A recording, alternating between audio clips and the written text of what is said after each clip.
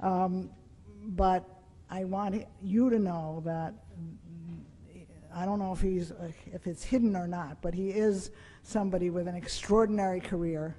Started with his interest in international work, led to his founding of American Jewish World Service, led to lots and lots of work on the ground, and then led to his coming into academia at Brandeis, bringing his experiences from working in the trenches and working on the ground, and coming to this campus to teach others what the world is really like, to prepare people to do sustainable international development. It's my honor to have followed him at American Jewish World Service. Larry Simon. Thank you, Ruth. It's a great honor to follow you here. I'm deeply appreciative of the comments the President, President Brandeis made when he introduced this evening's discussion. Excuse me. Sorry. Let me begin with a few comments, if I may. And I was asked to speak for maybe about 10 minutes, and then, yes, I have a couple of questions for you, Ruth, to kick off the discussion. I'm going to call them my easy question and my hard question, okay? And you can decide which one you want first. But just a few comments. First of all, I started making some notes as you were talking. Do you know about Haiti?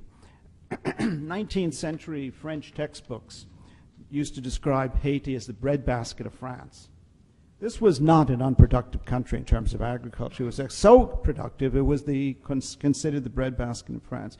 And in that statement is some of the explanation for the impoverishment, not only of Haiti, but in fact the impoverishment of much of the developing, what we call today, the developing world.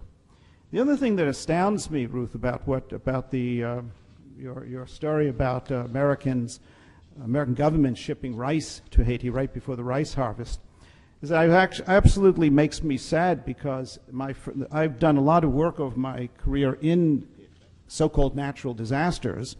The first one that I was involved with was in 1978 after a massive earthquake in Guatemala, in the highlands of Guatemala. And what we saw was with Oxfam America at the time, and what we saw there was that the United States government also, in part out of kind of a naivete and maybe some financial interest, as you mentioned, in terms of getting our own, supporting our own farmers, opened the floodgates for American grain. Now, the first lesson that we learned in Guatemala was that earthquakes don't usually destroy food crops, not unless it breaks a dam and there's a great flood or something like that. And what it did, and what we documented in a National Science Foundation study of the lessons of that earthquake, obviously were never transmitted through the generations, because what we documented was that exactly what you said, that it knocked the bottom out of the grain market, of the maize, particularly maize or corn, for small farmers in Guatemala, and it further impoverished them, and precisely at a moment that we should be supporting the restoration of their livelihoods. So earthquakes, one of the lessons we know is that natural disasters are really not necessarily disasters. They're natural events, and yes, there are often human consequences, particularly to infrastructure and in poorer countries to human life. But the disaster element comes about by poor planning, by the poverty that was already there. The people live on the slopes, the poorest lands, the floodplains, and so forth. But I digress from my comments. I do want to remind Ruth of something she may remember. Sometime after she became president of AJWS, actually the first contact I had with her after she became president, I sent her a letter. And that was when I read in the newspaper that she had been arrested. Now, I should immediately follow that by saying why. She was arrested in front of the Sudanese embassy for protesting, along with some others, the treatment of people in Darfur. And I sent her a letter, and I said to her that, Ruth, I now know that the American Jewish World Service is in very good hands. And I absolutely believe that to be true. I told her last night at a meeting with about 100 guests for dinner that she is absolutely, and I say this in all honesty, the best president American Jewish has ever had. I don't know how many other heads of international development organizations or international NGOs got arrested with you, but I rather suspect the answer would be none, because that's a whole other, that we could have a course on international NGOs. In fact, we do at the Heller School, if anybody's interested. But one of the problems about international NGOs is that, yes, they are international in some sense, they work abroad. Non-governmental, well, maybe, but how non-governmental are you if you're afraid to stand in front of the Sudanese embassy because the U.S. government may not like what you, as a head of your organization, are doing, and you are highly dependent, most NGOs, unlike AJWS, highly dependent on the U.S. government for finances, for channeling public law 480, food for peace commodities, which support their budgets, and so forth. But that's another digression. What AJWS has taken on, and other good organizations too, we can talk about them too, is some of the world's most intractable problems. We at the Heller School and in the Sustainable Development Program, we talk about it as the disease, health, the poverty disease trap. You are probably familiar with many of these statistics, and I won't bore you with many of them, but 1 billion children live today in deep poverty in developing countries. That's 1 out of 7 in the world. One out of 7 people in the world, but 1 billion children, so many more people if you count adults. 640 million people lack anything that would be considered any semblance of decent shelter. At least 400 million lack safe water to drink, potable water. And that adds to the poverty disease trap. 270 million, it's estimated, lack health services. And I mean any health services, not just inadequate health services, any health services. The average spending in sub-Saharan African countries today on health care, because they are so poor, is about $15 US per capita per annum. Now you tell me how much health service can be bought or financed on about $15 US per annum. So we have some serious problems, despite the fact that Africa is actually, many African countries today actually have the highest growth rates in the world now. Of course, part of that has to do with the fact that it's starting at such a low level. So they're making up now, but there's some promise too. I don't want to give you all negative information. But this statistic is maybe, in some respects, most relevant to the discussion tonight. 1/3 of the world is under 14 years of age, and many of them will not finish primary education. Right? So what that means to me, and the message I would like to convey to you, is that everyone in this room is part of the world elite. We are the elite of the world. You are at one of the finest universities in the entire world.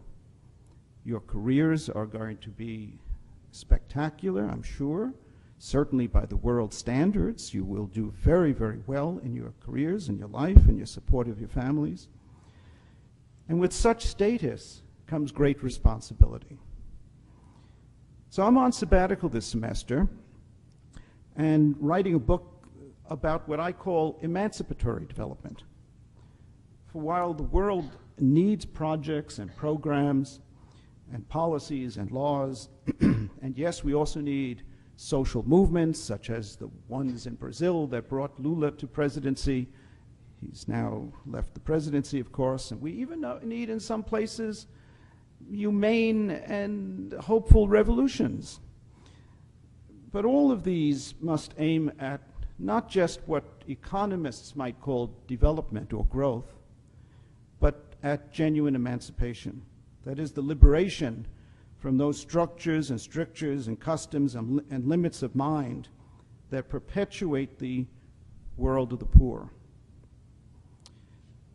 I'm very proud when I learn about the current work of AJWS, because I think in a nutshell one might say that it's committed to building the leadership here in the United States and around the world to make this type of emancipatory development happen, both by work with the poor and marginalized communities in the developing world, and also by their work with thousands, hundreds I imagine every year, but thousands of volunteers that they place abroad to learn and to contribute. And I would say to learn comes first, because Americans tend to think that they can go and solve every problem in the world. So you have to learn first. You have to be there, get your feet on the ground, and then figure out how do we contribute in their societies and maybe most importantly in our own. I know one of my own earliest experiences in development when I first started work with Oxfam was under the tutelage of one of the great field representatives of Oxfam Great Britain, a man named Reggie Norton. And I lived in Guatemala, and Reggie was the Oxfam GB representative there. And I would stay up nights, literally burning the midnight oil, literally oil lamps, right? Kerosene lamps. And I'm reading all these project proposals and everything I can get my hands on, and he had good night's sleep all the time. And I would say, at one point I said to him, Reggie, you don't seem to read all of these things. How are you making the decisions? And they had a far bigger budget than Oxfam America did in those years. And he said to me something which has always stayed with me. He said that he makes the decisions primarily based on his understanding from deep, long visits in the communities, his understanding of the basis of community leadership in those communities. Without that leadership, without that local indigenous leadership on the ground, not just a government, but on the ground in the kind of communities that Ruth is describing, that AJW's works in, I don't care what your project looks like and how well financed it is, it's going to fail. All the rest, he said, is detail. Yeah, important detail. He's not going to fund a project that doesn't have a budget and that doesn't have accountability built into it. But all the rest is actually detail. It's leadership that is most critical. So I think you need to, as I know you're doing by being here tonight and in your courses, we need to prepare ourselves for whatever careers you're going into do intersect with the world of the poor in the developing world. So I hope one of the things you're doing here, no matter what your majors are, I hope that you're being exposed to some of the issues of climate change. It's a very complex issue and one that incorporates not only environmental science, but political economy. It challenges and pushes the boundaries of all of our professions to try to understand what climate change is, what its causes are, and how do we mitigate it. For it's not enough to do community development in an era in which the very physical environment is shifting and affecting vectors for disease transmission. Let me give you a stark example. Larry Brilliant, who is the head of the Skoll Global Threats Fund, tells me that they believe that we will see malaria in Florida again. The vectors for disease transmission are shifting throughout the world. I can tell you from visits to African farmers, even in the last couple of years, that many places in Africa, when you get into microclimates, their crops are failing now because traditional seed varieties are no longer adequate in many places. Habitat for crop pests are changing. Adequacy of traditional seed varieties. Rainfall patterns are shifting. And not just the normal variation that we would expect to see in any 10 years or even 25 years, but they're shifting in ways that we believe, the scientific community believes, I think a strong consensus today, is a result of the kind of industrialization that we have seen, the kind of technologies that we have worked, that we have used, that have contributed to climate change. The U.S. Energy Secretary Stephen Chu, a Nobel laureate in physics, once said, "You cannot negotiate with nature." And I think for those of us in development, whether we're at the World Bank as development economists or in international NGOs, we might add that planners should stop trying to negotiate with nature. So work toward that kind of economics that is what the Buddhists call right livelihood, That is every economic, you seem to be familiar with it. Every relationship we have with other people and with nature should not degrade, should not exploit, should protect the dignity and the sustainability. This is all the more urgent as the Food and Agriculture Organization of the UN projects that food available in developing countries will have to double by the year 2050 just to sustain the increase in population. That's a whole other issue which we can come back to if you want in the discussion, because we are not looking at unbridled growth of population globally. We're looking actually at world population peaking in the next several decades, as it has in every developed or so-called developed country in the world. Japan's population, to give you an example, is now about 140 million people, about 130, 140 million people. The projections are that by the end of the 21st century, if nothing else dramatically changes, they will be down to about 48 million. Italy's population is plummeting. We can come back to those issues. But with nearly half the world's population subsisting on the equivalent to $2 per day per PPP, who has studied economics? Who knows what purchasing power parity means? PPP, as the economists talk about it. Anybody? Okay. Yes? No? Okay. It means, yes, go ahead.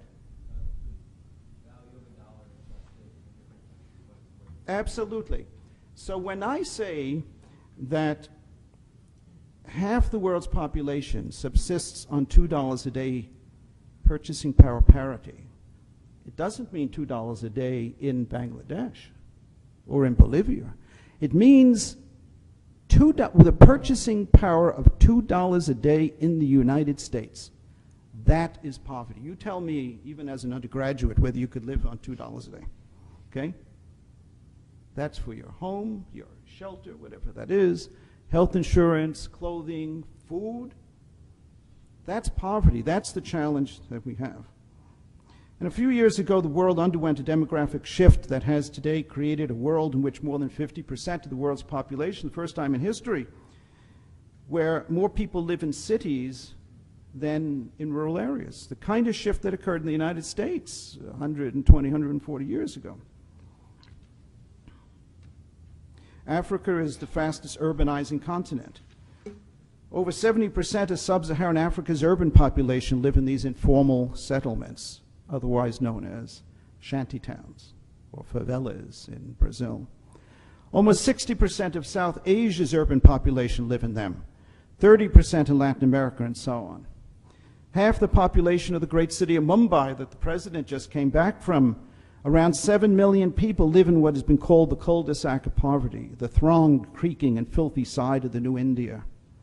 60% of the inhabitants of Nairobi live in these crowded informal settlements without any sanitation or health services, often paying rents, by the way, to Kenyan politicians. So there are many push and pull factors that undergird the growth of urban slums. But like the great Kenyan novelist Ngugi wa Thiong'o once said about rural poverty, he said in one of his novels, "When we were fighting for freedom, did we ask that only those with property rights should fight?" Today, he might see the growth of urban slums as the result of that same marginalization of the rural poor from their traditional lands, from their traditional institutions, and in the name of development. So finally, I think you as global citizens, we must be global citizens. You must emerge as global citizens before any other allegiance or identity. You must become what one of our, we gave a Gitler Prize a couple of years ago to Kwame Anthony Appiah, philosopher. He talks a lot and writes a lot about cosmopolitanism. And he said that what cosmopolitanism means is you must be a citizen of the cosmos, of all the world, not limited by the community of your birth, but embracing it and more. I think many of you are already cosmopolitans, and that has two fundamental characteristics. A belief in universal morality and a belief that every human being on earth is equal. So become articulate spokespeople for a new kind of development, one beyond humanitarianism, which brings us to a place of human rights that Ruth in her life and her career, even before she became president of this organization, is a great symbol for us. Universal and indelible, that do not depend upon the limitations of our cultures or theirs, are not limited by our policies or our sense of place, or so-called science of economics.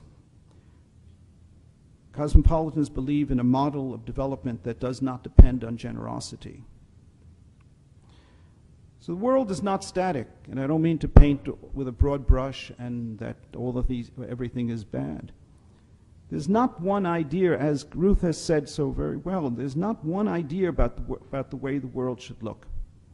The emerging models of development are as different as Brazil is from India and India is from China. It would be interesting for you to study the contrast between the Westminster democracy in India and a state capital, what is emerging as a state capitalist model in China. There are pros and cons so far to both models, to both experiences, but China has brought more people out of poverty in the last 10 years than every country combined in the entire world. And India is doing some very important work in poverty alleviation, but they still have more poor people in India today, there are more poor people in India today than in all of sub-Saharan Africa combined. They have an enormous challenge. And I think it takes shedding some of the assumptions that you and I and every person are brought up with in order to see new models. For the gross national happiness of Bhutan, did anybody ever hear of the gross national happiness of Bhutan? Did not come from the Washington Consensus. And the Shramadana camps of India and Sri Lanka did not come from the British Raj. And the self-reliant hybrid business model of the biggest NGO in the world, the Bangladesh Rural Advancement Committee, did not emerge from the Maoists of Nepal. And the highly successful and wholly owned businesses of the Aga Khan Foundation that funnel hundreds of millions of dollars a year into development did not emerge from the financiers of Wall Street. And the values of Ubuntu, the old African word for humaneness, for being in harmony with all creation, did not emerge from Western missionaries or big men of Africa or from the Millennium Development Villages.